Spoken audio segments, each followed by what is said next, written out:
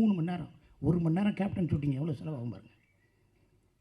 அவ்வளவு நல்ல மனுஷன். டப்பிங் கூப்பிட்டு போகிறேன், அப்பயும் ஒரு பொக்கே கொடுக்குறேன். இல்லை இந்த வர்றது டிரைவர் இவருக்கு 500 ரூபா கொடுறா, இதுக்குடா ஏன்டா இப்படி பண்ணுறேன். இவ்வளவு நடந்துருச்சுங்க.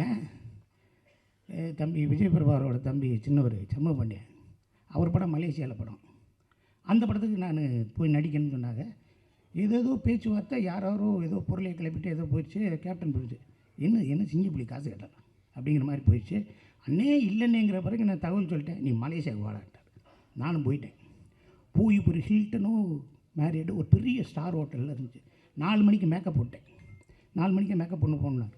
அப்போ என்னை வந்து இன்னும் கொஞ்சம், இப்போ பாருங்கள் முடி இதுக்கு மேலே ஒன்றும் இல்லை, இன்னும் கொஞ்சம் நல்லா முடி வெட்டி மண்டையில் உள்ட்டாவெல்லாம் வச்சு ஒரு டாட்டு உள்ளாங்க வெட்டி அப்படியே போயிட்டாங்க. காலையில் பஃபேல போய் சாப்பிடுங்கன்றார். நான் அப்படியே கீழே இறங்குறேன். கேப்டன் அங்கே முன்னாடி உட்காந்து ஏதோ ஓட்ஸ் ஏதோ சாப்பிட்டுட்டு இருக்காரு. சரி இப்போ எதுக்கு வேற பேசணும், அப்புறம் பேசிக்கலாம்னு மலேசியாவில். அப்படியே நான் ஓரமாக போகிறேன். என்னை அப்படியே பார்க்குறாரு. பார்த்துட்டு மேக்கப் பண்ண கூப்பிடியா, மேக்கப் பண்ண வந்தார். இந்த ஒருத்தன் போகிறேன் பாரியா டவுசரை போட்டு தூடு கிடலாம் மாட்டி, அவனை மாதிரியே சிங்கப்புலிக்கு மேக்கப் போடியான்னார். அவர் மேக்கப் மேன் பார்த்துட்டு, சார் அவர் தான் சார் சிங்கப்புலி.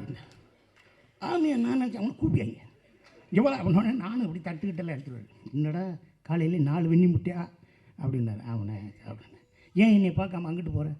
இல்லைண்ணா உங்களுக்கு தொந்தரவு, இவாடா இவங்க இன்னமும் படம் எடுத்துக்கிட்டு இருக்காங்க, அதை பற்றி நம்ம தனியாக டிஸ்கஸ் பண்ணோம்னாரு.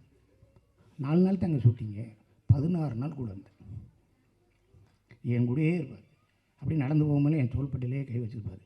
ஏன்டா சிங்கப்புலின்னு பேர் வச்சாங்க, நீ ஏன்டா அண்ணனுக்கு என்ன கதை பண்ணல, நீ என்னடா செய்கிற, சரி இந்த சீனை எப்படா எடுக்கலாம், ஆனால் நீங்கள் அந்த ரைஸ் மில்லில் நான் பழைய கதையை கேட்பேன், உன்னை கொன்றுவேன், என்னை பேச வச்சுக்கிட்டே இருக்காது, பேசாமல் இருப்பார். ஆனால் என் கூடவே இருப்பார்.